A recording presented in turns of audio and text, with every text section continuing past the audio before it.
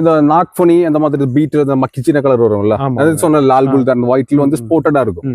அது வந்து தமிழ்நாட்டுல இந்த கொடியாடு இருக்குங்களா, அதோட மிக்ஸ் பண்ணதுக்கு இங்க இப்ப நல்ல பேரு கேட்டுட்டு இருக்காங்க.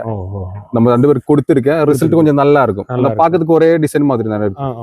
மக்கிச்சின கலர்னு சொல்லுவாங்க. ஆமா, வெயிட் கொஞ்சம் ஜாஸ்தியா இருக்கும். இந்த கொடியாடு வந்து கொஞ்சம் லீனான மாதிரி இருக்கும். இது வந்து கொஞ்சம் பெருசா இருக்கும். குழந்தை வரும்போது நல்ல மில்க் வந்து ஈல்டு நல்ல ஜாஸ்தியா கிடைக்கும். வெயிட் வந்து நல்லா கிடைக்கும். இதெல்லாம் என்ன மில்க் எத்தனை லிட்டர் கிடைக்கும்? இது 1.5 லிட்டர் வரைக்கும் மில்க் இருக்கும்.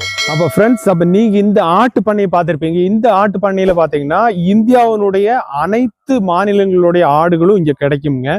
நம்ம பார்த்தது வந்து பாத்தீங்கன்னா வட இந்திய ஆடுகள் மட்டும் தான் பார்த்தோம்.